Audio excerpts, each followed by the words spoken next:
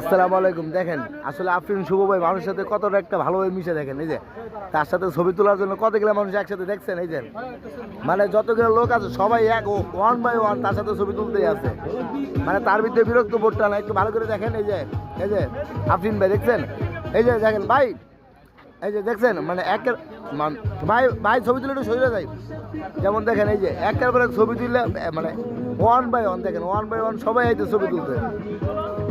ভাই কিন্তু একটু বিরক্ত বোধ হচ্ছে না কারোর সাথে, মানে সে রাগ অত অভিমান কারোর সাথে করতেছে না। দেখেন আসলে কি জানেন, একটা শিল্পীর না প্রত্যেকটা মানুষের মন এমন হওয়া উচিত। এই যে শুধু আপনাদেরকে দাঁড়ায় দেখে দেখেন যে কতগুলা ছেলে একসাথে দেখেন ছবি তোলার জন্য কি পরিমাণ দাঁড়ায় রয়েছে তারা, দেখছেন